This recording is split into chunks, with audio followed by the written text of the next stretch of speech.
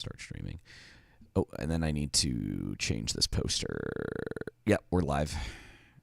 That's weird, dude. Nice. Now all of a sudden, I guess it's a setting that I need to change, but now it's just going live as soon as I hit go live on OBS. Really?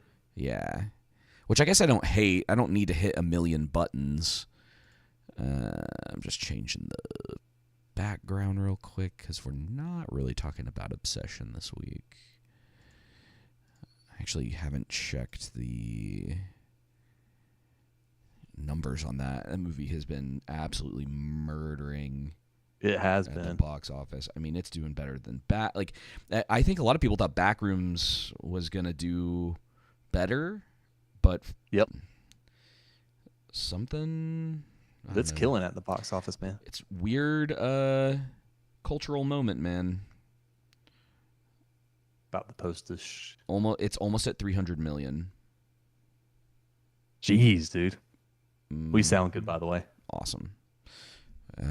Good. Yeah, we should at this point. Oh yeah, we're talking about old Spiderman brand new day. Yeah. The new trailer dropped, and I was like, well, I and we can like start with that, because I feel like I don't have like a ton to say because I feel like we're gonna be repeating ourselves a bunch, but crap, did I not change the? Oh, brother, I'm being a goof.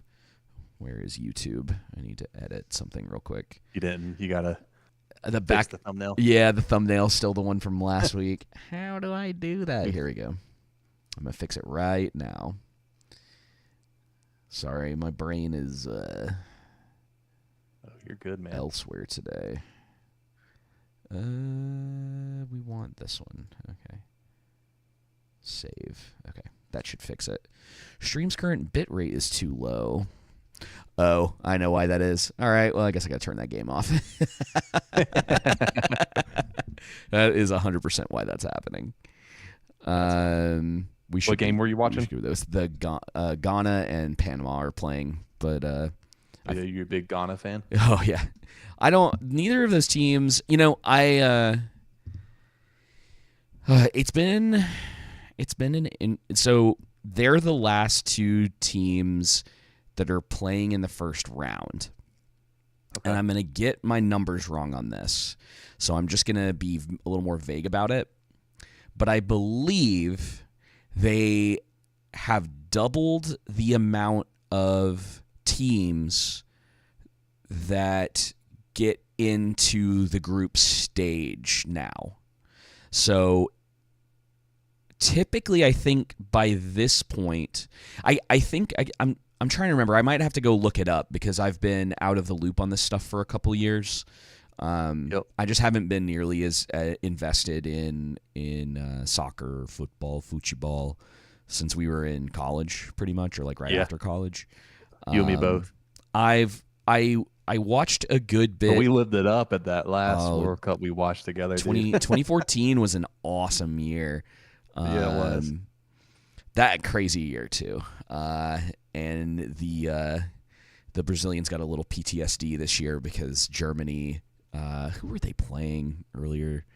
Curacao, I think. They beat them 7-1.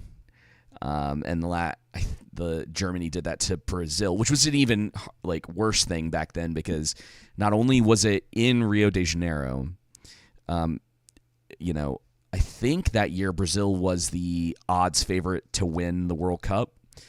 And then Germany came in and just embarrassed them. I have a few friends that live in Brazil, and we just never talk about it. So that's where we're at. Didn't now. Paraguay beat Brazil too in qualifiers? Maybe they did.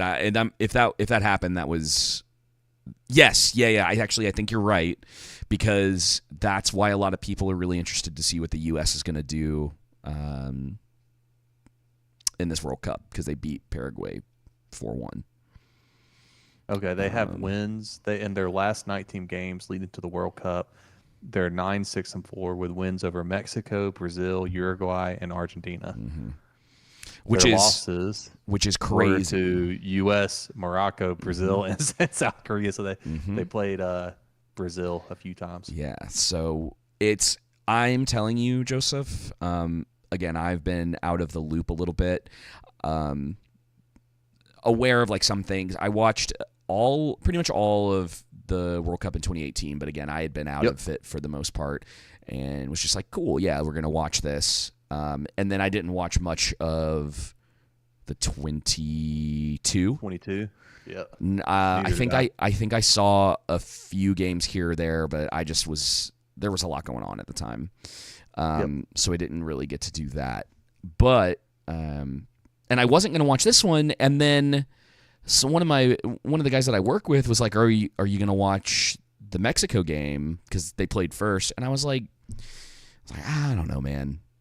But it was on Tubi, and so I pulled up Tubi and was like, well, it's free. Like, let me just check it out. So I kind of had the Mexico game on and was like, oh, that's kind of cool. And then the U.S. was playing, and I was like, all right. I was like, let me just see, because you know how it is with our team. Like it's one of those situations where compared to everyone else, you watch them and you're like, I love y'all. It's like, but I know you're not going to do that well. It is the most underdog. I feel like in sports right now, it's one of the like true like underground or not underground, like underdog things that still happens, you know? They're like people love them, but we just kind of know in general like they're probably not going to make it very far. And I don't think I wouldn't put money on them winning the World Cup. I will say. Yeah, apparently they have a good team. I've tried to do. I will say they looked really good. They looked better than I think I've ever seen them. And we'll see how everything shakes out. It kind of reignited a little bit of that, like. I got Fox Sports 1 to like watch the games because curious about how some of the other teams were looking, and so it's just kind of been fun because it's something that I just haven't really paid attention to for a number of years now, and so and honestly, man, one of the best, and I'm sure you've seen some of this, one of the best things about it has been the reception of all of these people coming to the States.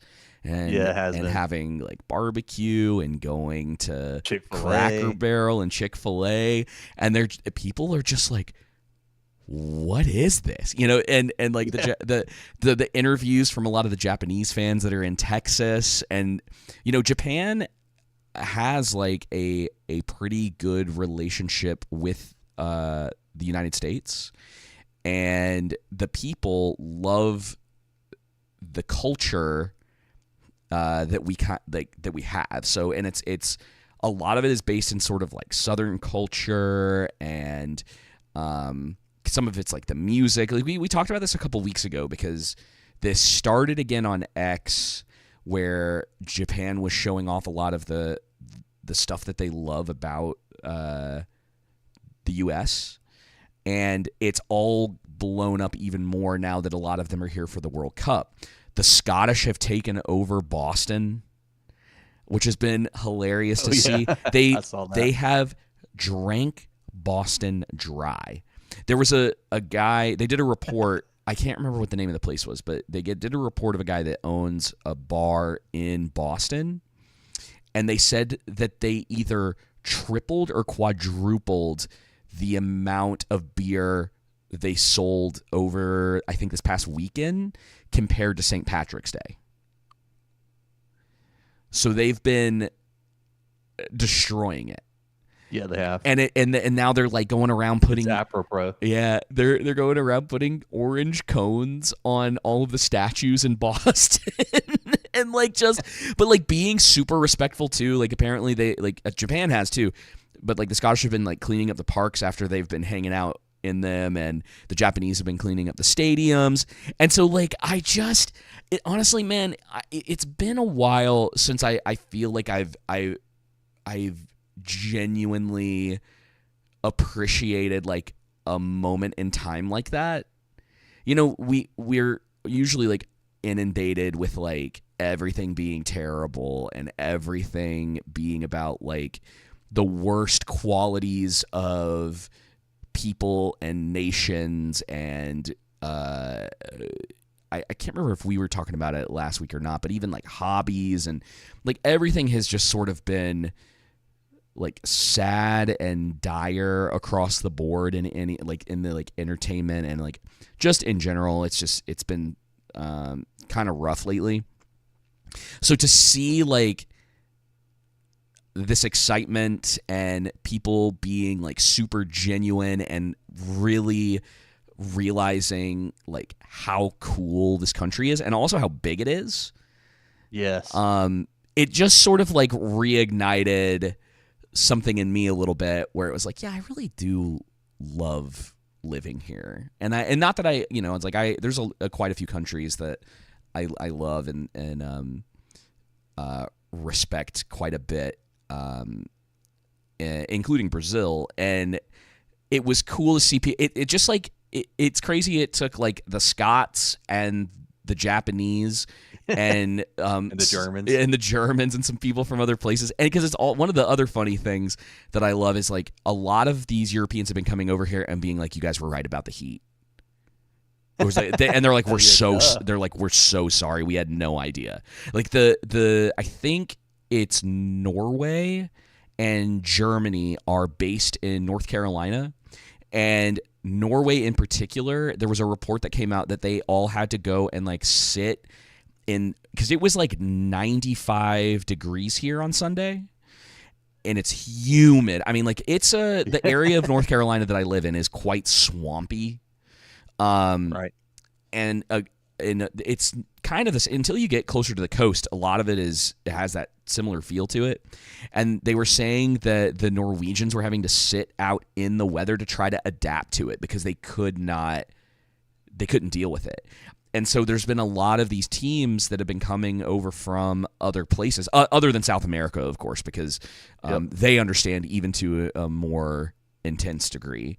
But it's just they're experiencing these college football stadiums as well. The Knicks winning, loud they can be. Yeah, the Knicks and like the rioting and everything that was going on. Like there were a bunch of, I think the Brazilians were in New York when all of that was happening. So it's just been, I don't know, man. It's one of those things that it just kind of, it's just a nice break from like the normal like quote unquote chaos, Yep. And it just kind of reminded me again to appreciate the aspects of like our culture and the things that we have in the United States, because people come over and they see all of that and they're like, we love like these aspects of like y'all's country. And it's just like, thank you. Like it's just nice to see that bonding for once instead of it being like all about everybody like hating on each other. Yeah, right. It's pretty cool. There's some positivity going on. And we got that American match against Australia this Friday. On Friday, 3 p.m. Eastern. Looking Eastern. Forward. Okay, so I'll be a little bit late for that one. So I'll get off till 5 It's okay. I probably 5 p.m. Central. Isn't that 6 here? Yep. You're just gonna miss the whole thing. I know. I can't help it. I gotta work. Not my fault. There's no way that's the time, dude. Yeah, I promise. I've been keeping track because I think I'm consulting Mexico Korea might be at 9 p.m. and somebody's playing in between. Daggum, it's at 2 p.m. Yeah. What? Why would they do that on Friday? Oh, dude, at 2 p.m. in the U.S. Like, why would you not put that? Why do you have Brazil and Haiti at 7:30 in the primetime spot on Fox, and you don't have the U.S. versus Australia? What are you thinking, Fox? I know, it's a good question. Yeah, bro, come on. This is America, man. You need to put our team in the primetime spot. But I did some research on... Well, they did for the first one. I did some research on the U.S. team, and apparently they have a really good team. Apparently, like a lot of the guys on their team, or at least their top 3 players, if not more, play on, like legitimate European soccer clubs. Mm-hmm. Yeah. Even we'll see. I'm again still kind of like new to the whole thing, so I'm sort of just like absorbing a lot of what's going on because there's not a lot of guys left from when I was like really into it, Yeah. And dude, it's crazy. Ronaldo is 41. No kidding. Messi turns 40 either just turned 40 or is about to in a couple days. So there's a couple other guys that are like up there too, but it's just kind of incredible because that's a little unusual for the sport. A lot of people I don't crazy think they're at the top of their game like that still. Yeah, you get into like your early 30s and you're considered old in the sport for the most part. One of the goalkeepers from hang on, where was he from? He was from one of the smaller teams, Costa Verde. I'm probably butchering that. But he's the reason, at least he's a big part of the reason why Spain didn't win their game. And I can't remember if we talked about this, but there was one story that I had seen in Sports Talk with the Underground. There was one guy that I had seen who placed $1 million bet. Oh yeah, that Spain would win. And then allegedly there was another guy who placed a bet that was like smaller than that, and he ended up winning like 6 or 7 figures. Not that Spain would lose, but that they wouldn't win the game. So, trying to play those odds a little bit better. So looking for that tie or the loss potentially. And he like came out big because of that. So it's been pretty crazy, and I love it, man. Like the game is a lot different than it used to be, which is something I've been trying to like figure out a little bit. I think the way that I would explain it to you is that everyone plays more like Germany now than they do like Brazil from back in the day. So it's moved into more logic and tactics and a little bit less of the emotion and flair, which depending on who you talk to, it seems like people are split on that. I think it's good in some ways, but I think missing a little bit of the flair and some of the stuff that they've been doing, like FIFA's like cut back on like celebrations and things like that, which I think is super lame. Yeah, that's the same thing the NFL did for a while, and that's why they got the nickname the No Fun League. Yeah, and FIFA better be careful, man, because it's a couple things, like because they're trying to cut down on flopping, and so they actually have new systems in place which is good, which is very good because it's still bad depending on the team that's playing. But it's twofold. It's to help stop people from doing that, and then catch people who are trying to fake it and what they would consider cheating, where a defender goes in for a tackle and then the other person like flops and the ref doesn't catch it, and they might give a yellow card to someone because from their perspective that's what happened. But now they have these like awesome, these really cool cameras that slow it way, way, way down, and they can tell when someone's flopping. And it actually happened in the game, the U.S. game, and one of the defenders for the U.S. got a yellow card, and then they took it away because the other team, the guy on the other team wasn't doing it, and they gave the yellow card to the other guy, and they were like, so it's cool. It's like I like that they're trying to be better about that kind of stuff. It's good. It's still not super consistent though. And then depending on the team, there's still quite a bit of flopping going on.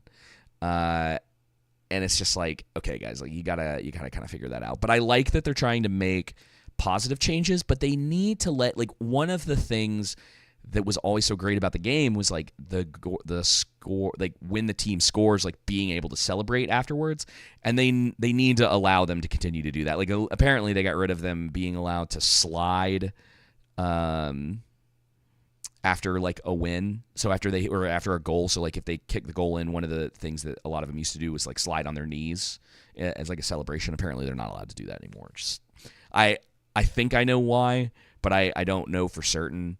But yeah, it's like they're kind of going that NFL route, because I remember when the NFL did that, and it's like, guys, just like it's cool. Like, let it be a part of that. Like, let there be a celebration there. I think you don't need to like overdo it, but they shouldn't be punished for wanting to like celebrate something that's like a big part of the sport. It's like a major part of the sport. So yeah, I overall I've been enjoying it though. It's been kind of fun to like get back into it a little bit, and we'll see after the World Cup, depending on how easy it is to watch games, whether I like keep up with it or not. Because I think that's been the problem for me in the past, is just access to like especially the European stuff. Right. It was always really hard over here to like keep up with the teams. So I hopefully get to do that a little bit more. But bro, the jerseys though, this is the last thing I have to say about it, because I was looking it up. The jerseys, since I bought one in 2010, have doubled in price pretty much.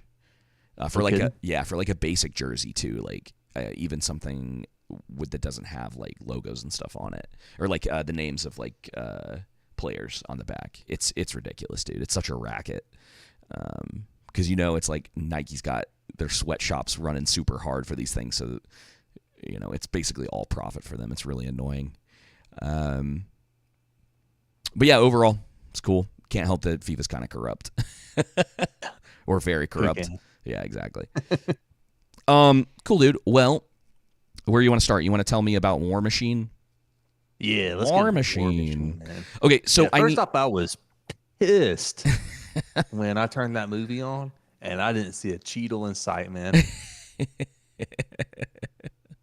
I didn't see a robot Iron Man. Yeah, I honestly wonder how many people felt that way.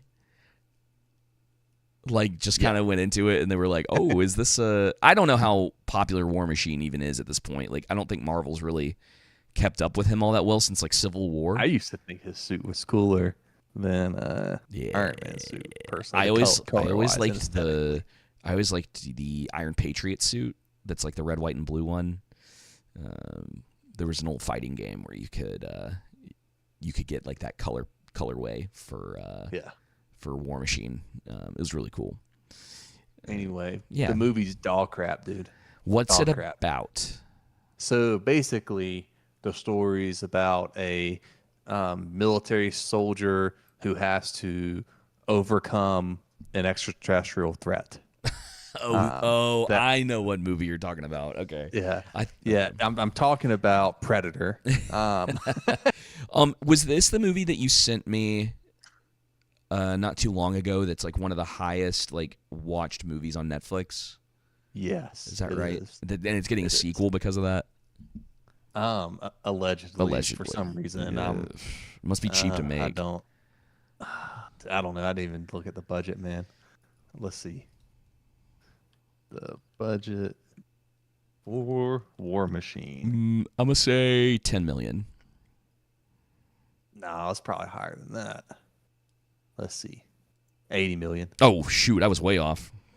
Yeah, so including marketing and distribution costs, you may be looking at like 100. Close to 200, almost 2.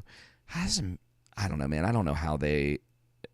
Dude, Netflix has got to be like doing some money laundering, or actually 200 million exactly. Now, I guess there's still. Of course, if you look, they say like marketing and distribution costs are between 110 to 131 million, which could be true. But they typically underreport all this stuff. And the general rule of thumb, if you've been listening to us long enough, is 2.5 times the production budget. But yeah, man, to your point, even if they made this for $80 million, it's like, how are they even making that back on Netflix? Like, who specifically is getting a Netflix subscription to watch this movie? They're not. It's just we're still in that era of. Sorry, I was trying to type these numbers in at the same time. That era of like content, quote unquote. It's not, sake. dude. It's not. We talk about this. I think we talked about this with Obsession last week, where it's like most of the time it's not about the art anymore. It's just make this thing, pump it out on whatever streaming service, or like people will write like kind of dog crap scripts, get them sold to whatever. The company tries to make it for like within like their profit range, because you have to imagine. So they have 325 million subscribers. What's the average price, like if you just went with like their average cost of a subscription to Netflix now? Like, let's see. $20 a month? That's with the no ad plan. $20 a month is the no ad plan. Oh, well, no, that makes sense. Okay, so let's so just standard with ads is apparently $9. All right, we're gonna go. Yeah, no, let's go with. So if it's 325 million, yeah, no, that's $9 for standard with ads. Daggum, I may be dropping back down with ads. Bro, I haven't had Netflix in forever. So 325 million times $20, 6.5 billion. Brother, is that right? What is 325? My calculator gave me a weird number. E9. No, that would be, yeah, that'd be right. 6.5? 8.9. The Book of Truth, yeah. Yeah, 6.5 billion, right? They're fine then. I got. So this movie is a drop in the bucket. They're making a lot of money. This movie is a drop in the bucket for them. Like it doesn't matter. 80 million is like nothing to them right now. This movie could be a pile of crap, and as long as they're coming out and saying like enough people have watched this that we're going to make a sequel, they're going to do it. Oh yeah. Even though that budget seems insane to me. How did so I want you to keep going. I want you to tell me more about it. But the one thing I want to know is like there's CGI in it, right? Oh, dude, it's bad, like really bad. That's funny. It's like $2.9 billion, by the way. 2.9 billion. Okay, I went too far off. But still, I mean that's a lot of money. Close to that, right? No, it doesn't matter. I can't. I thought you said 6, but I said 6.5. I think. Yeah. So CGI is doll crap in this movie. I mean, don't get me wrong. There's parts that are good, but given the budget they have, I mean, it's bad in certain areas. Specifically during the waterfall and rapid sequence of it kind of pulls you out of the tension going on. That's how bad it is. You know what I mean? And if the script around it was good and the characterization and just the writing as a whole, then fine. But good grief, man. It's like if you have a budget that big, your CGI should be on point. Yeah. You know? Oh, yeah. I mean, to be fair to the Rings of Power, I mean, they sucked writing-wise, but the CGI was pretty much, good. They had good moments for sure. I'd have to go back and really... There was definitely moments where visually it didn't look terrible, but they're few and far between, and it doesn't really matter. And I just mean specifically like the CGI. I'm not talking about like the costume design sucked, obviously, the Rings of Power. And of course that all goes into it when you talk about that. Yeah, but they definitely spent money on their CG for the most part. There is heavy plot armor for essentially everyone. Basically, until the script doesn't need them anymore and they need somebody to die. Yep, and then like, for example, toast. Spoilers, by the way, for everybody. But 7. So he's basically going to ranger school. The movie opens up. He's with his brother, and they make a very obvious, which is fine. It's but foreshadowing. Very obvious foreshadowing with his brother's Humvee is broken down, and what was it? His brother tried to put like leak for some type of fluid in there to fix it, and so Um, Alan Richardson's character, 81, is They just go by numbers. yeah, just Bruh. is the one that goes out there and fixes everything. And so basically, he's using stop leak is what it was um, to clog the vents, and which leads to the Humvee overheating and pressuring up and build up and basically running hot and breaking down. And so basically, that's a foreshadowing of what's going to happen later on. Very obvious. Hey, fine, no big deal. If that was done in a smart way. The foreshadowing is basically to go ahead and jump towards the end on how he ends up fighting this mech alien ship 1v1 with no weapons. Is he goes to a mine, runs a conveyor belt with rock on it, and with a dozer, if I remember correctly. No, not a dozer. Was it a dozer? I can't remember. Anyway, whatever equipment it was, and he pushes the extraterrestrial mech suit all the way to the edge. He's bracing it against a cliff where the conveyor belt is, and he starts the conveyor belt, and basically he causes the rock and dust and everything to build up on top of where the vents are for the extraterrestrial mech suit, for it to overheat and blow up. Oh, because alien technology would work exactly the same. Yes, exactly. Gotcha. Yeah, and so it seemed there's a lot of plot conveniences, that being one of them, that seemed like a very dumb way to defeat that mech, alien mech suit. And like I said, basically the storyline is essentially identical to Predator. You know what I mean? Okay. I mean, yeah. Gotcha. Yeah. Dang, now it's I kind of want to basically watch it. The core plot is basically the same, to where you have a group of soldiers that. So he goes, all right. So you get the ambush. Him and his brother make a pact right before the ambush that they're going to go to Ranger School, and it's so obvious that they're about to get attacked, because his brother's like standing by the Humvee with like his arm out, like he's just waiting for the attack to happen. Be like, I got to stand here because the script calls for it. Right.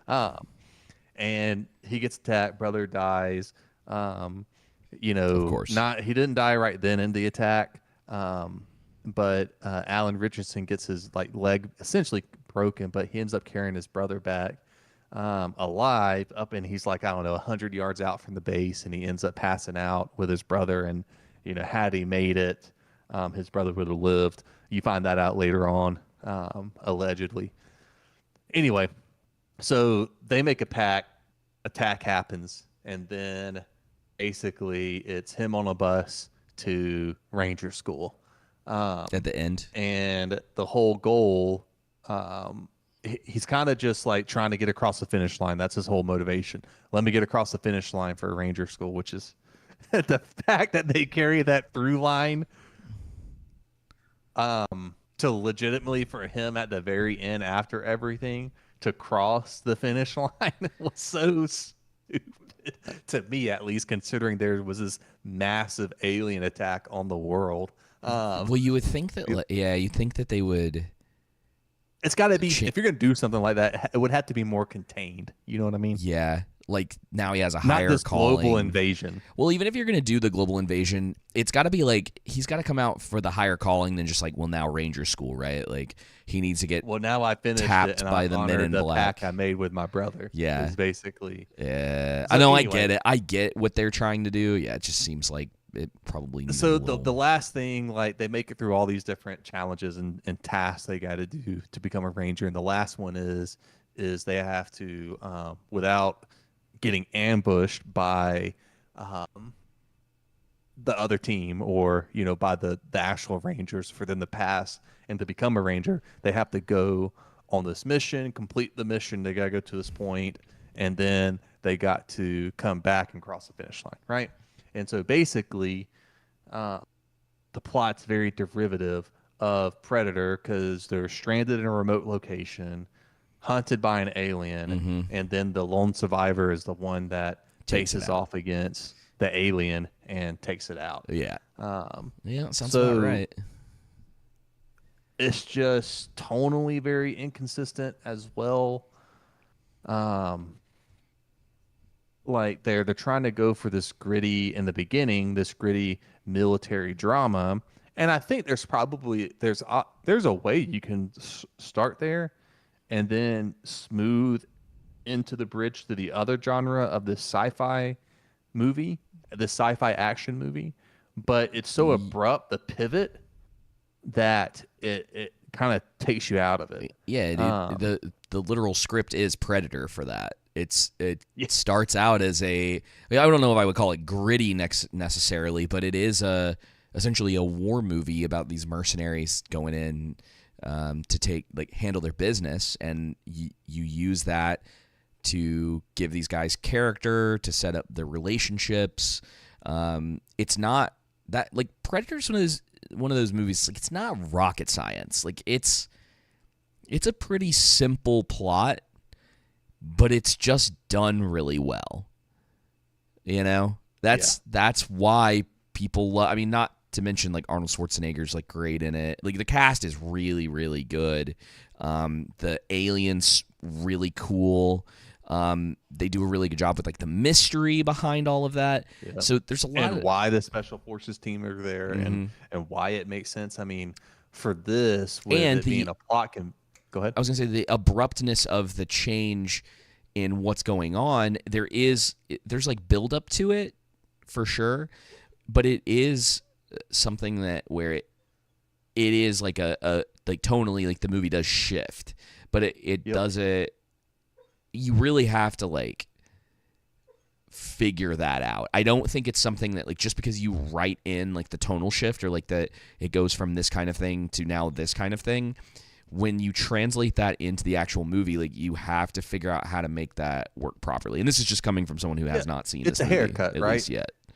There's a difference in getting a bowl cut that's not blended at all. Yeah. It's very jarring, right? Versus getting the fade, a fade to where you're going to blend it along the way. You gotta, if you're going to start in one genre, as you're going, you have to start blending it to your next genre. And even, I don't know how this movie does it, but even Predator literally opens with the ship dropping the Predator off at the beginning. Yep. I can't, and honestly, that's actually one of the things, I would almost argue I wish they hadn't done that. Because obviously that's what the movie is about, but when you're sitting there watching it, I would have preferred partially to be invested in what's happening with these guys, and then all of a sudden it's oh man, the alien is here. But it's a minor thing, and I think there's probably arguments on both sides. But I remember the last time I watched it, I was I don't know if I like the fact that they just immediately go into yes, there is an alien. You know what I mean?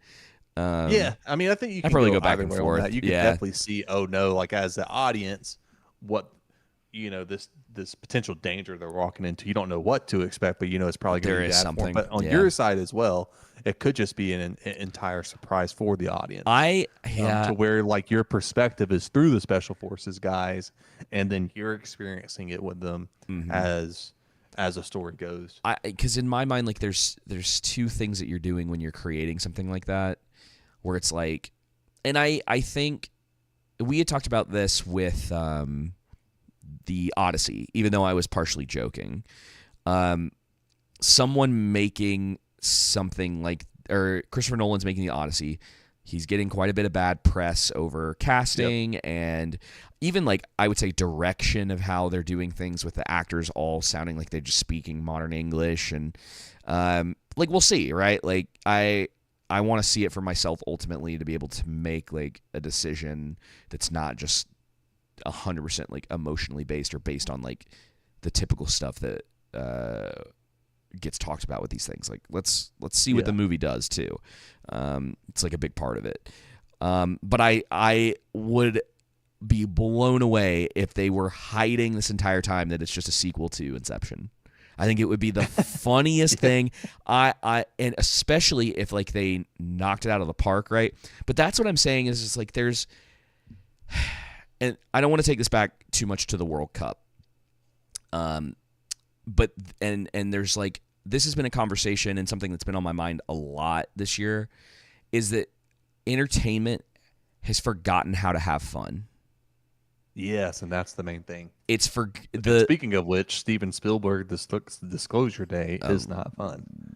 I haven't seen it yet. I've heard things, and they have not been. But that's to your point. Like Steven Spielberg seems to have forgotten how to have fun. I mean, I hate to say it about it, but like how to have fun. He probably stopped having fun around Kingdom of the Crystal Skull, which was 2008.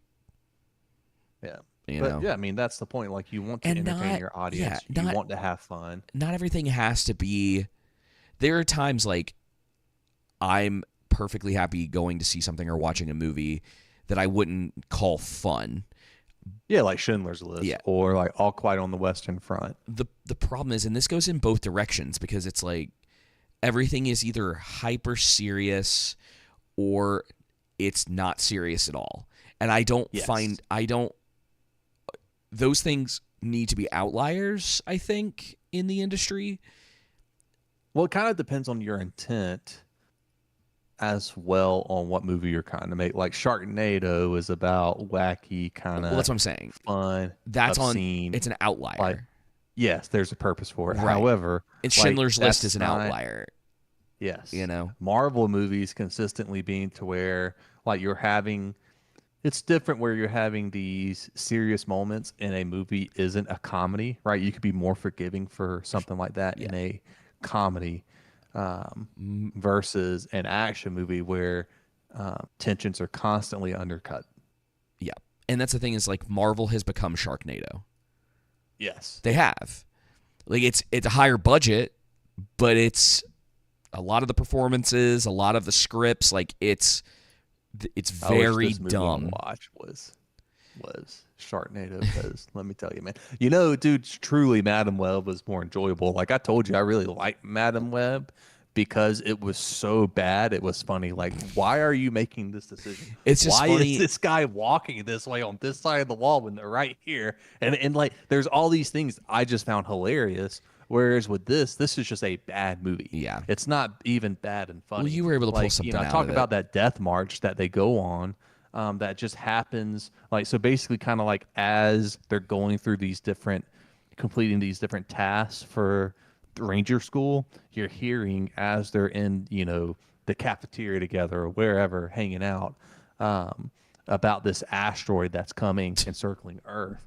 Well, eventually, when they're on this last exercise, their death march, the asteroid shows up. A piece of that asteroid comes by, and that war machine, they happen to go right to it. And so it's a bit, you know, convenient that happens. And how it basically activates right where there are. And there's not really any explanation as to why the aliens are there, why they sent scout ships. Well, I don't even. I mean, what's going on? I mean, I don't think you need to know why this.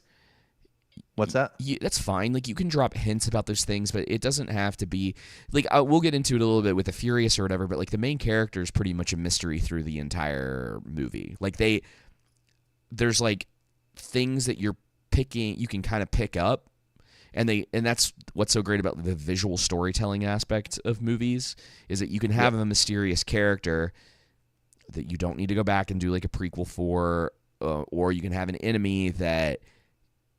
Like take The Thing, right? Like we never needed a prequel or some sort of like thing where we're getting a detailed explanation of what the thing is. It's what's so great about that movie is that part of the plot of it is that they're trying to figure out aspects of it to learn how to defeat it, and that's what's most important. And the mystery of it is part of what makes it so scary. So that's always a problem. Well, that could be fine. Don't you find out in the first movie with the Predator that isn't the hint there that they hunt for sport. For sport? Well, they figure that out based on things that are happening in the movie. Like it's not something. That's kind of not what that goes on in this movie. There's no kind of hints. There's nothing as. Well, that's a problem. That's definitely a problem. Then it's totally fine to. That's what I mean. There's like no explanation for why this thing is there. On top of that, all of the Ranger candidates are getting numbered. That's numbers. That's not any problem. I don't really care about that. I would be annoyed. I'd be annoyed in a movie where everyone was referring to themselves just by numbers for the most part. I don't necessarily have a problem with that if they all had distinct personalities and characterization, but they're just, but it's really just 81 who is the character that Alan Richardson plays, which is basically this superhuman protagonist that like essentially nothing hurts him and kills him. And don't hear what I'm not saying. He doesn't get injected with like some kind of serum or anything like that. He's just a regular dude that just they have him be superhuman. And then 7, who is gets injured during all of this, and he survives because he was the guy who knew his brother and hung out with his brother and stuff like that. So you can find that out at the very end. Even though you kind of pick up on it. So, it's just really, really bad. Where that really comes into play with the plot conveniences is when, God, good grief, when this machine finally activates and starts attacking them, it has this the abilities it has to do. I'm gonna try and get through all this so we don't spend the entire episode on this. But it can scan. So like blue is good, red is bad, and so it scans with blue. And then if it locks onto whoever's alive, it turns red, right? And then that's where it will start attacking. So it has that capability. So advanced scanning. It has magnetic interference. So basically how they know when it's getting nearby is when their compasses start to scramble. And then it can do jump attacks. It's stealthy. Okay. It has a ton of durability. I mean, it's a mech suit. However, again, I go back to Alan Richardson's character is a combat engineer, and apparently alien tech follows basic Earth knowledge. Yeah, it's not, and because that's not even really, if you like with Predator, they figure out that it's using like heat. A lot of people, and that's the thing about that movie too, is like a lot of people sacrifice themselves and or die in order for a lot of this information, or just straight up die, because obviously if they sacrifice themselves, you know what I mean. Right. But a lot of people sacrifice themselves in one way or another in order for this information to come out, to the point where Schwarzenegger's the only one left. And there's like a symbolic thing too with him having to go, in order to be this like high tech alien, he has to go back to like a very primal way of being. So there's a lot of intention, even in a movie that, it's like I said before, Predator's not, from a writing standpoint, it's not genius. It's actually pretty simple, and yeah. But that's why it works, because they did actually think about everything they were doing and take the time to write more than 1 or 2 drafts before they put this out. And obviously there's a lot of intention with the alien, and there's intention in making it organic, and terrifying, being this unstoppable force, basically. Yeah, but you can't, like, a mech suit's like kind of silly for the reasons that you've said, and also because like if Alan Richardson is just this human and he's taking on something that is a big metal suit, you're writing yourself into a corner, and it's a lot harder to write yourself, like, because the idea being like when you're writing, right, is you're looking at your script And it's not always about being like, what is the most logical thing, right? But if you Right. have something organic like a human, and then you have a big metal enemy, you really have to come up with a good reason for why your hero is able to defeat this thing. And if you can't, something has to change. Because you like even look at what was the one, not the most recent Predator movie that came out, but the one with the American Indians, Right.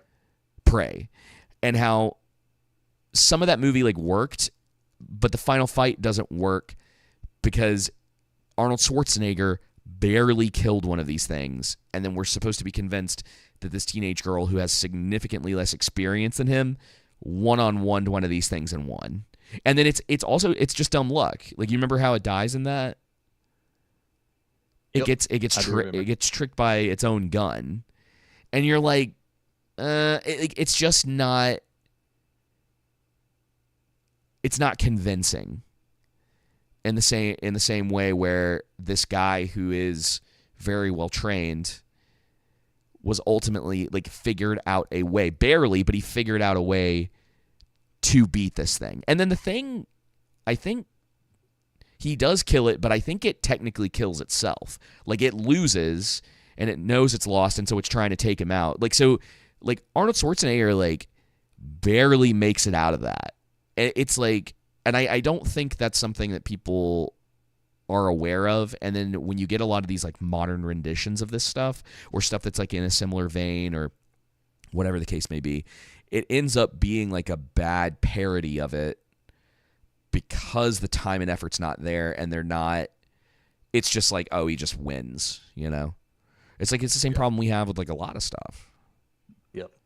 Well, I think another problem with this is that it has like this advanced technology with the scanning and the ability to scramble magnetically, and it's stealthy and has extreme durability and all this stuff. Yet it has grenades and some pretty bad rockets, and like this, it does have, like, after it powers up for a good bit, it does do a Godzilla blast out of the middle of it. So that would count for advanced technology, but yet at the same time, it can be outrun and trapped with heavy equipment like that bulldozer I was telling you about, and it can be defeated by overheating. Yeah. I think the way you're describing it now too, it's like, it makes more sense that you call it like a bad sci-fi film. Yep. Do you want to answer Whoops' question? Oh, let me see. What did he say? Random question is connected. Did you guys watch The Beekeeper? Oh, yeah, we did watch The Beekeeper. Surprised that hasn't gotten a sequel. I feel like that did well enough to get one. He's got another action movie coming out, I think, this year called something on a boat. He's on a boat this time, saving Beekeeper on a boat. Yeah, it's another. Let me run through some more of the plot conveniences real fast. Give me 5 minutes. So first one, 7, gets his leg broken open, like bleeding, and I mean, and it has to be. I mean, it's over a day before they get back to where they need to be to get him help, and like somehow he doesn't bleed out and die. Even so, there's that. The other thing is, so he's severely wounded, and they go to this river to try and get across. They fell, and then they go over this massive waterfall, and somehow 81, Alan's character, and 7 survive that, because this random trooper that during the attack somehow got away. Well, during the attack, he ended up getting knocked into the river, and I don't know which portion of the river, not the one with the waterfall. So he ended up, whenever he got to shore, making his way there, and just happened to be there right at the time that 81 and 7 were there to save them. In one sequence, the machine will have this amazing fast speed, and the next sequence, it'll be too slow to catch them. In one sequence, when they conveniently come across all the supplies they need and a vehicle they need to escape the alien mech suit, and the mech suit can't catch up to it, but it's right on its tail and shooting it, and yet that somehow that vehicle is surviving. The explosives that the aliens trying to use to flush out and kill the Rangers, rather than exploding on impact, they have like a 5-second timer just to allow them enough time to not die from it. Jeez. Yeah. So it's really just stupid overall. I mean, especially with the construction site being perfectly placed at the climax. And then on top of that, how the other aliens that landed didn't wipe out the Ranger School, how they were able to defeat them. But the final place the original place they have to go, the school, to get to the finish line. Yeah, it's just all kind of stupid. It definitely sounds like it. But I was trying to rush so that You're we good. don't spend the entire time talking about this dumb movie. So let's transition into Marvel real quick. Have you seen any of the trailers for Spider-Man? Yeah, seeing the one that came out, like, not this newest one, but It's pretty much the other one that came out like a month or so ago. Yeah, I mean it's pretty much the same stuff. I did think about the trailers that have come out. There are good shots in there. And I'm like, I hope this is as good as the trailers leading it to be. However, I still think it's dumb that Mary Jane doesn't have red hair. Yeah, I don't know what they're doing with quote unquote MJ, like Zendaya's character. I kind of feel like they don't know. I wish Miscast. Well, I wish they would just like either commit to her being that at this point or actually cast someone to play MJ. I just don't know. I don't really know what they're doing with any of that at this point. And in Marvel in general, I mean, I know this is technically Sony. I don't know what they're doing. Yeah. I need them to make up their mind with like what they want to do, because I thought Zendaya and other guy whose name I do not remember. Yeah, his friend. Yeah, his friend. I thought they weren't really going to be like a thing anymore, because he's kind of like, maybe they like make a little appearance, but they're just, it feels like they're afraid to move on. Like, you had your kind of like trilogy, and if you're moving into more stories with Spider-Man, it's like time to introduce new characters, or like actual comic book characters that people like.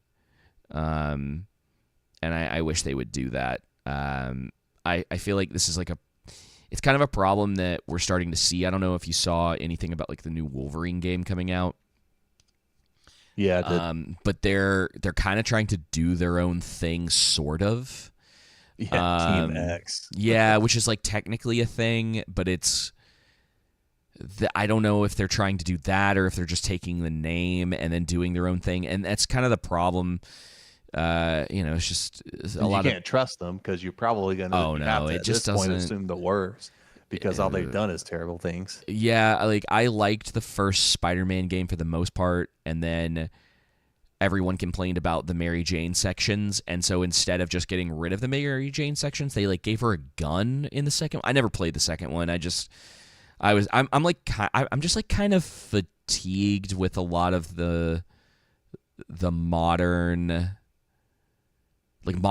game, like AAA gaming, I think is the better way to put it. Modern gaming's not fair, because there are a lot of newer games that I do like. But the AAA space, it's really, I think when people are starting to like look past a lot of the social stuff that these big studios are trying to push in their games, it goes back to what we were talking about before. It's like, stuff's just not fun. It doesn't look fun. And then they're replacing. This is something that, this kind of goes back to what we were talking about with God of War last week. They're creating these titles. So like a good example of this is like Ghost of Tsushima. Made a really like good game, It's like solid game. They set it up for potential sequels, and then when the sequel comes out, it's about a completely different character who is also a woman. And it seems like that's what a lot of these studios are doing. It's like late rug pulling. You see success, and then so you try to like completely swerve in another direction, but it's the same thing again, where it's like, we wanted more Ghost of Tsushima, in the same way it's like, well, we wanted more Kratos.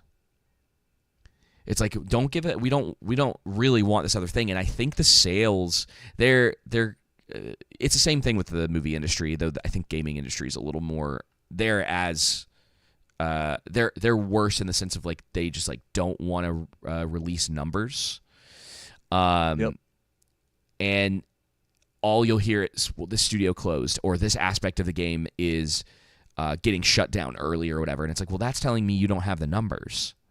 Like, you're not coming out and saying it straight, but like, and because you're not doing that, people have to dig into things, and people just go like, well, you don't have any proof. It's like, well, no proof is being provided. It's like, if it's not the case, like Joseph, like, say you started a business, right? And your business ended up being like hyper successful. And there was a loud, I say large, but like a loud group of people of, let's say, a relatively large size, who's saying, like, you know, you're out there, you're in the public now, and they're going like, nah, he's not really successful. It's all a lie. Like, he didn't really make the money that he did. And it's like, I would think in that situation, you'd be like, let me show you. Let me make this make sense for you guys. Yeah. Not because it's the most important thing or whatever, but like, because it's like, well, I have the proof. Like, I have the proof that this is correct. And if that was the case, you'd think you'd want those numbers to be out there.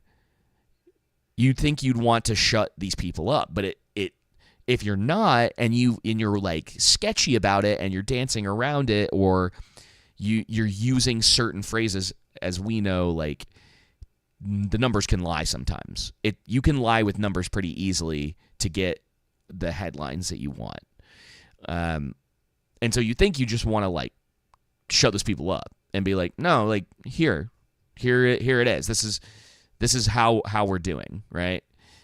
Within reason, right? Like, you don't want to give like everything away, but I would think like, just to be able to prove that's correct. And obviously, like, even in that case, some people are going to be like, no, well, this, right? But if you've given them the evidence, like, it's not your fault that they don't want to take it at face value. Yeah, exactly. So all of that is like very, very strange to me. And that's what I'm saying. Like, even with where we're at now, it's like we're just in like a really weird time for like entertainment. And so Spider-Man, like, I kind of want to see it, because I feel like the 3 Tom Holland movies are like pretty solid. Like, I have problems with them, but, you know, I think I've only ever, I think I saw the first one a couple times. Like, I like that first one, I think, more than the other ones.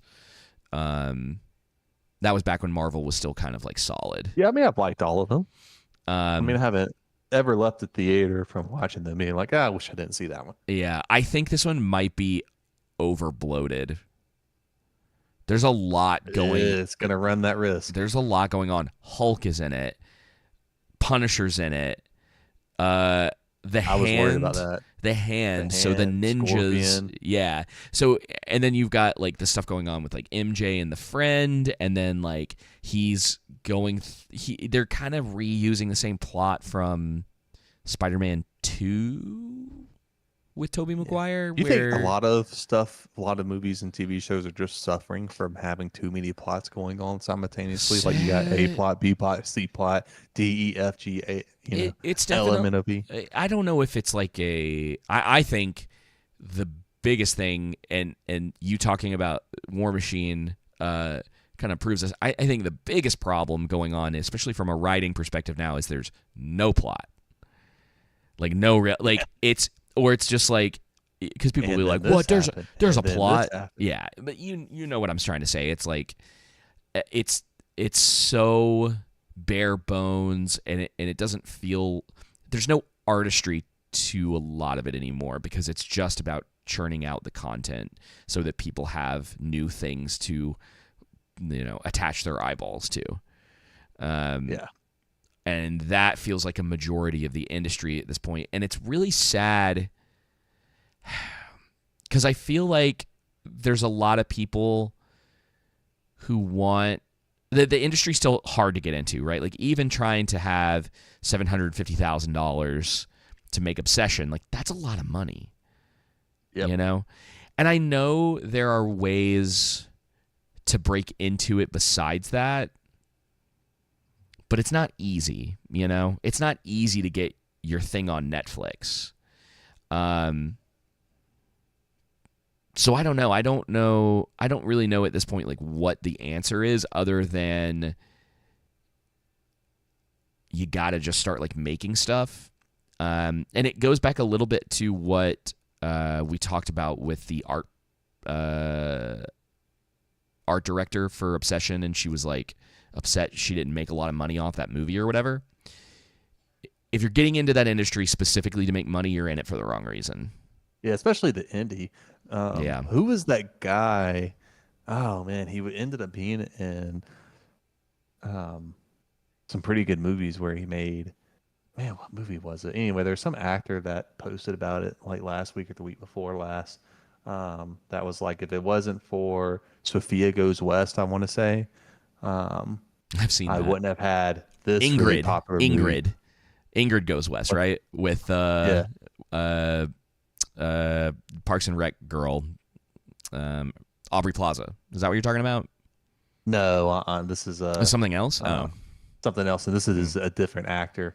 And I believe he was talking about, if it wasn't for, that movie, I wouldn't have made it to this next step in my career to where I got paid a lot more money. But it's kind of like we mentioned with Orlando Bloom, talking about how if he could go back, he would have done Lord of the Rings for free just because how it propelled his career. Oh, and that's the thing, man, is like it used to be that was like what people understood. And I thought about that recently because for whatever reason, it just hadn't crossed my mind.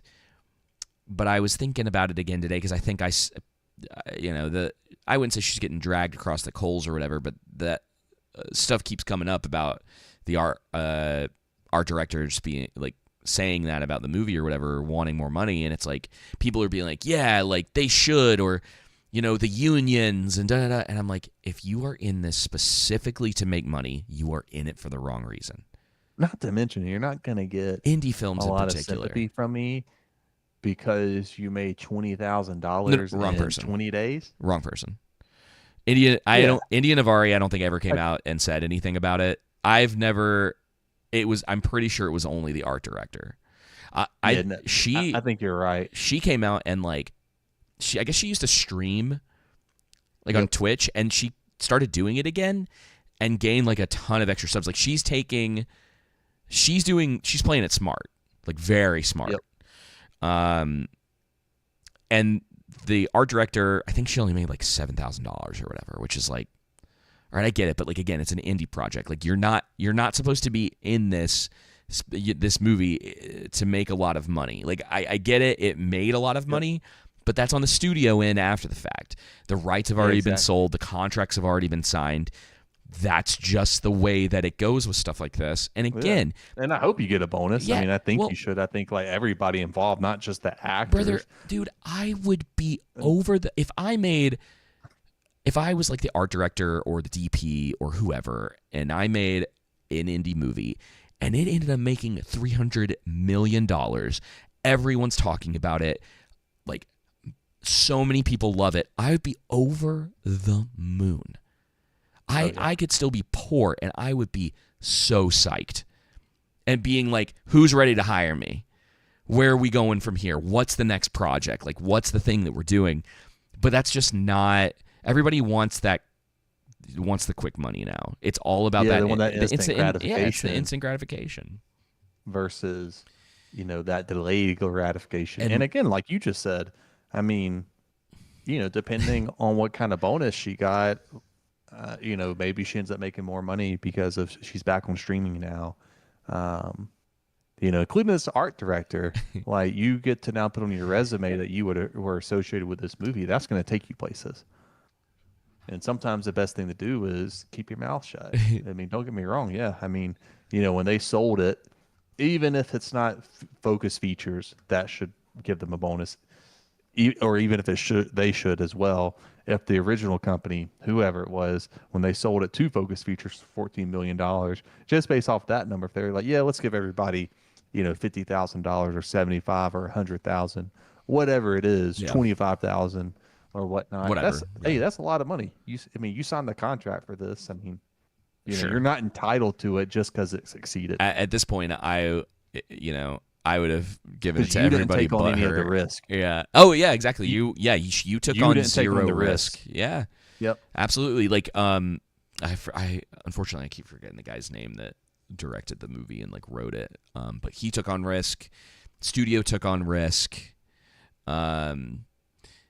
You got your money, did your job, and you can move on to your next thing. It's the same reason why, like, in a business, like, the business owner is making that money because they are a lot of the time putting up the risk for that project. Yep. You're just getting paid, like you have your 9 to 5 or whatever the case may be, and it's awesome. And I think that I do think that the companies and stuff should take care of their people. I think it's we talk about like the crony capitalism side of this stuff sometimes, but it's like it can definitely go the wrong way. And I think I wish sometimes these places would care more for their people. But like that, like what do you want me to do? It kind of is what it is. Like it's one of those things where it's like stuff like this just needs to be a wake up call for people. Also, Whoopa said it's not too hard to make a movie. You guys just need $3,986,000 more subscribers. Sorry, and you can make some films. So exactly. Hold on, is it art director Megan Rapinoe? No. I think Megan would have put up more of a fuss. But yeah, man. Yeah, we'll see. Like the industry's still just kind of in a weird place. Let me talk about The Furious for a couple minutes, and then we'll get out of here. You haven't seen it yet. I'm gonna keep this pretty spoiler free. I did like it. I will say I think maybe it's getting gassed up a little bit more than it deserves. Okay. It is not as good as The Raid, and I probably tell you it's not as good as The Raid 2. Okay. Which I think is of those two movies. They're pretty high. Is it still good? Yeah, it's good. Yeah. Okay. I liked it. Okay. I would if you're into kung fu martial arts movies, you'll probably like this. But it is not for everyone for a couple reasons. One, it's hyper violent. And especially the end, it's pretty violent. I am sort of on board with this new thing that a lot of movies are doing where they're finally making like child traffickers the baddies. Like it's more common to see. Right. And I'm hoping like more like high profile movies start doing that kind of thing. Because right now it's kind of like Jason Statham and then like this that did it. And they're not trying to make them sympathetic or anything like that. They're just straight up like awful people. Yeah. So I appreciate that. I think the script is a little rough. Probably could have used a little more work. Mostly from a pacing perspective. Just because like before the last act, the I don't even know if I would call it the middle act. The movie's almost broken up into 4 segments. So you have like the cold open, title, first act, second act, what feels like a third act, but is probably still technically part of the second act, and then the last act, which is probably the best part of the movie is that last act, though I like a lot of the other stuff. Like the choreography's good. Some weird choices with either like CGI or the way that they're blending. There's definitely some moments in the movie where you can tell people took some like pretty heavy hits and that they just digitally removed the mats, you know, that they're using for like when they flip someone and it looks like they're hitting the ground, but they're really hitting like a safety mat. You can kind of tell like the movie's definitely on some kind of budget with some of that. But still like a lot of fun, great fights. Both of the main characters are pretty good for the most part. One of them's actually, I didn't realize this, and I don't know if it was ever really shown in the trailer, but he's a mute. So he has no dialogue in the entire movie. And all of the dialogue comes from his partner. And I think it like works pretty well. Like I think when the two of them are interacting, like I like that. I actually kind of wish they had done a little more with that. One of the weirdest things about it, and I actually would probably say it's something that I didn't like about it. So I thought the movie was going to be subtitled and was going to be in some Asian language because the movie takes place in quote unquote somewhere in Southeast Asia, which was like, okay, whatever. It's kind of in English, kind of in a foreign language. That's interesting. And then some of it might be in a foreign language, and I think they used AI to sync the lips for English. Because I was like thrown off at first, and I was like, something is weird about the dialogue and the English, and this is like not anything new if you've ever watched like the dubbing of a foreign film, which is why I typically just prefer it to be subtitled. I was like, I don't mind reading subtitles, and typically in action movies there's not a lot of dialogue anyway, so it doesn't matter. And again, there's not like a ton in this, but there's definitely some moments where I'm like, I think they're speaking another language, and they used an AI model to lip sync to English, and so I'm almost even hesitant to tell you 100% how I feel about this because I'm wondering if there's a version of this out there that's specifically subtitled. Like if when this gets released just in general, if we'll get a version of it that's not like that. Because there's even a scene, dude, where they zoom in on the guy's face so you can't see his mouth moving to deliver specific dialogue. Yep. And it's at least for me, it was kind of distracting. And I think it's one of the weakest aspects of the film because I don't think you really needed to do that. I think from a creative standpoint, you make your movie in like a foreign language and you don't need to try to do English. But other than that, I like all the set pieces. The villains are great. There's two of them in particular that I think really stand out. And again, like the fights are brutal. There's a couple silly moments in it, but the movie still plays everything so seriously that I was fine with it. And that because it's one of those things that I complain about all the time on here, where it's like the people making the movie are not taking the movie seriously. It's being played as a whoa, isn't that a wacky thing instead of it being played straight. And the movie plays everything like I think there's like some intentional comedy in it and maybe some unintentional comedy in it, but the movie plays everything very straight. And I'm very thankful that they did that. And I wish more movies would do that. It's like even if you think something is goofy, just play it straight because that's this world. If you're gonna make that decision, don't have someone come in and be like, "Oh, what's with this weird thing happening over here?" It's like, no, just play everything straight. I like that it's like the father-daughter relationship. Like his daughter gets kidnapped by these traffickers, and he's going to save her, and the guy that he meets along the way is looking for his wife, who got wrapped up in all of this. And I think the partner has, for the most part, a pretty good plot development. Like his whole story from beginning to end, I was pretty satisfied with. Both of them really, but his in particular like stood out to me. And I don't know. I was just like, I want more stuff like this, you know? I think they should have had somebody come in and like clean up the script a little bit. And I think this movie would have been even better than it was.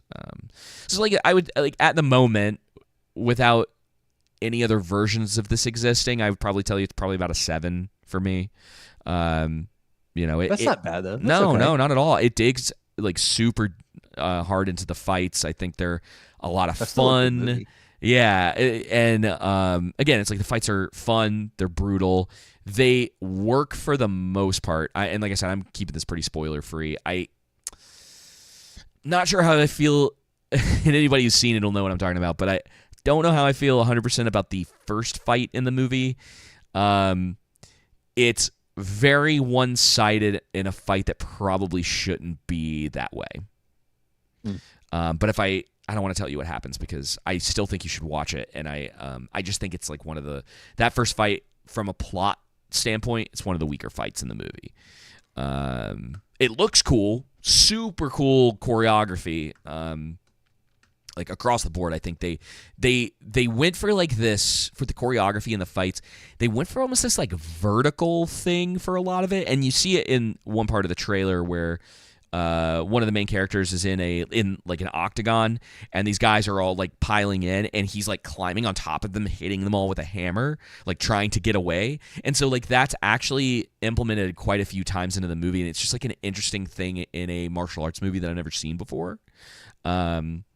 So, and I think it's like a cool decision. Like they do this weird like layering thing with the fights and the way that, and it's like obviously it's not like hyper realistic or anything. So you shouldn't go into it expecting like an MMA fight. Like these guys are taking crazy blows, like stuff that would kill people pretty quickly. Yeah. But it's all part of it. Like that's typically not to build up tension and stuff. Exactly. Like it's I think they did a really good job of that, and then like leaving it open. Do they lean too far into it in the sense that John Wick 5 does? No, not that bad. I don't think. I wouldn't. No. He's not like falling down 100 flights of stairs, or flying out of a third or fifth story window and just like getting up and walking away. Like these guys get damaged, they get hurt, and sometimes they get back up. There's one character in particular, one of the villains, that is very like beefy, and it's sort of played for laughs, but I like what they did with this character. I think it's just fun, like I don't think it's supposed to be, you're supposed to take it like hyper seriously, like no, you're kind of like, no way this guy keeps getting back up, and he just does. But I like that they did that because it adds it makes the scenarios, like some of the fights in the movie, a little more interesting. And that's one of the things I think that the Raid always did really well, is that like sometimes, especially the first one, the final fight in that one is basically 2-on-1, but the story sets that up pretty properly, that like these two guys are going to have to work together to take this guy out. Like he's just that good. I love that first movie so much. That movie is like that is a hard, like people, I've seen it happening a little bit more often where people are trying to be like, well, this movie is like the next Raid, like it's the next, and it just tells me like they're not serious when they're saying stuff like that. This is a little closer. I don't think it's as good, obviously, but it's a little closer. But there's another movie I saw earlier this year called They Will Kill You, and they were trying to claim the same thing. And that movie's got maybe 2 minutes of a fight that is somewhat similar to the Raid, and then the rest of the movie's nothing like that. And so it's just like, guys, stop putting this thing like trying to like elevate your movie by saying it's as good as like what is one like, and especially from a modern perspective, it's like one of the best, if not the best, like martial arts movie.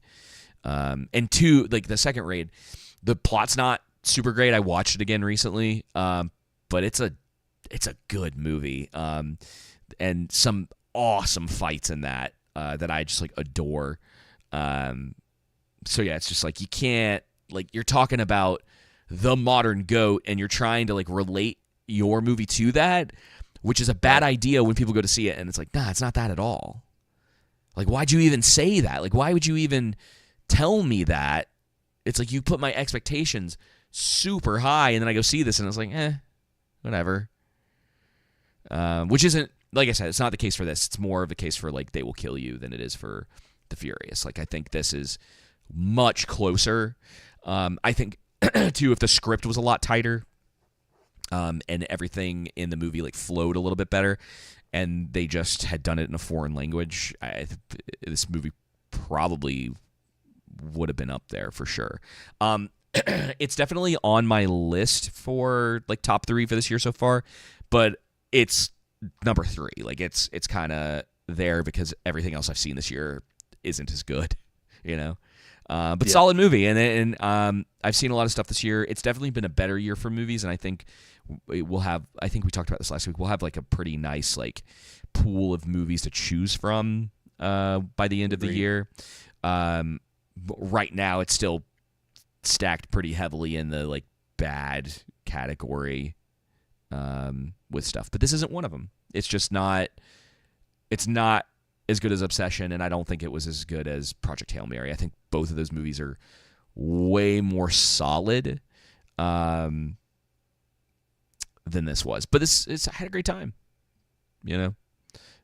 Definitely would recommend to anyone. I don't think you need to go see it in theaters. Probably won't be able to see it in theaters because I think it was only running for about a week. Because it's, you know, it's still like it's not indie necessarily, but this is not something that you're going to leave in theaters for like, you know, a month or more. But still, it'll be out somewhere at some point. Definitely worth a watch, especially if you're into the genre. It's pretty cool. So nice, man. Alrighty. Anything else? No, that's all I got, man. Some real word wearing. Next week we'll be talking about House of the Dragon episode 1. Holy moly. It's happening. I know. That's so a week from this Sunday, right? Or is it this Sunday? It's this Sunday. It's this Sunday. 21st. Wow. Already. All right. Well, oh man. That's crazy, dude. I know, man. I need to, hopefully I can, I don't know if anybody remembers, but I was like struggling to stay up on Sunday nights to watch A Night of the Seven Kingdoms. And these episodes are like twice as long. And this first episode, I think, is like an hour and a half, isn't it? Yeah, but I think it premieres at 8 o'clock Eastern time. Oh, good. Or 9 o'clock. Well, if it's 9, it still might be a little bit of a struggle. It is tough sometimes for me to stay up that late. But dang. Yeah, because I think what it was that The Night of the Seven Kingdoms came on at 10 Eastern time, whereas so House of Dragons premiering at 9 o'clock Eastern time. Yeah. So, alrighty, regular time. Well, thank you to everyone who joined in on the live stream. Thank you for Whoopa for hanging out in the troll room. We will be back next week talking about episode 1 of House of the Dragon. And until then, y'all take it easy. See ya.